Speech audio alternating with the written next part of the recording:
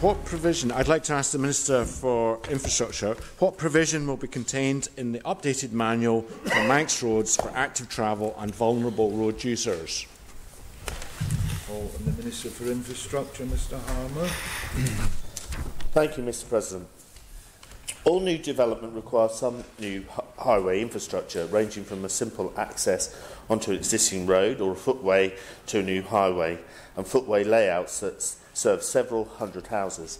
It's critical that the built environment and highway infrastructure supports the government's road safety strategy, active travel strategy and the programme for government. The Department's Manual for Manx Roads, MFMR, currently provides guidance to developers, both private and public, on the application of design and the construction principles which will provide people with a safe and environmentally sustainable network, whatever their mode of travel. The updated Manual for Manx Roads continues to emphasise that the Department, in managing the road network, will only support development that improves accessibility and safeguards highway network capacity for non-motorised transport. Any new development must be designed to reduce the risk of collisions occurring and the severity of injuries if a collision does occur, designed to be accessible to all travel modes and accommodated within the existing capacity of the highway network.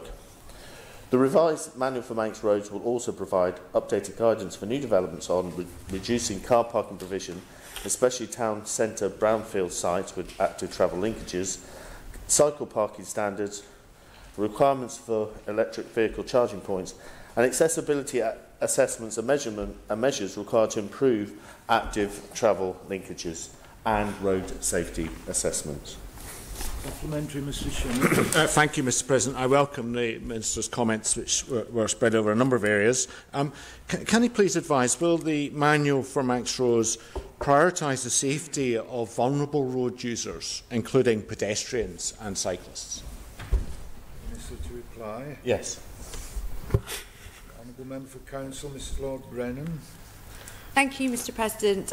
Could the Minister confirm that the updated Manual for Manx Roads will contain guidance for segregated bike lanes? Reply, sir. Yes, I will check, but yes, that's the intention. Mr Speaker, supplementary. Thank you. Could I ask what provision will be in the Manual for Manx Roads about shared spaces for cyclists and pedestrians, especially where there's only space for one or the other?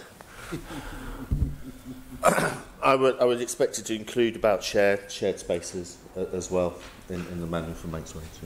The Member for Garth, Mr Perkins. Thank you, Mr President.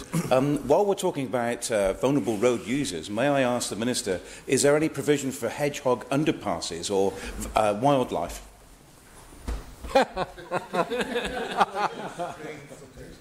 Well, vulnerable road users, possibly, yes. Okay, I'll have to come back subject. I'll have to come back on the member. I'm not aware of those sort of issues, but I'll come back to the member. Lord Brennan. Thank you, Mr President. Turning to the matter of cycle storage, will the updated Manual for Manx Roads contain detailed definition for area required for bike storage, including door dimensions? Thank you. Yes, I think I've mentioned that, yes. Mr Shimmins. Thank you, Mr President. Can the Minister advise, will the Manual for Manx Roads align to the police secured by design guidelines? The Minister may be aware that, unfortunately, there has been a number of bike thefts in Douglas Flats recently. I'll ensure that it will align with the police guidelines.